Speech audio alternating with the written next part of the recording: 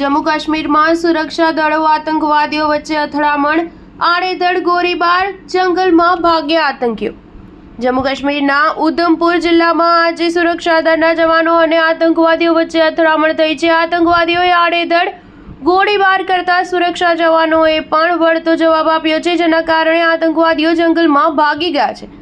હાલ પોલીસ જવાનો અને અન્ય સુરક્ષા દળોએ આખા વિસ્તારને ઘેરી લીધો છે। આ સાથે આતંકવાદીઓને પકડી પાડવા તપાસ અભિયાન પણ શરૂ કરી દીધું છે। ઉધમપુર પોલીસે કહ્યું કે જિલ્લાના રામનગર પોલીસ સ્ટેશન વિસ્તાર હેઠળના જોફર ગામમાં 3 આતંકવાદીઓ છુપાયા હોવાની માહિતી મળી હતી। ત્યારબાદ સુરક્ષા દળના જવાનો ત્યાં પહોંચતા આતંકીઓએ આડેધડ ગોળીબાર કરવાનો શરૂ કરી દીધો હતો। જો કે સુરક્ષા દળોએ પણ વળતો જવાબ આપ્યો છે, જેના કારણે આતંકવાદીઓ ત્યાંથી ભાગી જઈ જંગલમાં છુપાયા હોવાના અહેવાલ સામે આવ્યા છે।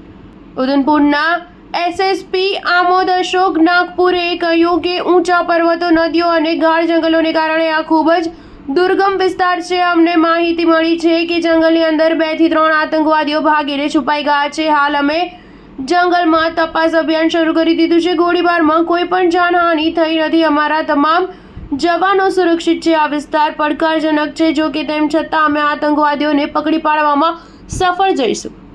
તેમણે કહ્યું કે સાંજે લગભગ 2 કલાક સુધી સામસામે ગોળીબાર થયો હતો। ઉલ્લેખનીય છે કે કઠુઆ જિલ્લાના સાનિયાલ વિસ્તારમાં 24 માર્ચે તપાસ અભિયાન શરૂ કરાયું હતું। આ દરમિયાન 3 એન્કાઉન્ટર થયા હતા। ત્યારબાદ પોલીસ અને સુરક્ષા દળો છેલ્લા 17 દિવસથી એક વિસ્તારમાંથી બીજા વિસ્તારમાં જતા આતંકવાદીઓ પર નજર રાખી રહ્યા છે।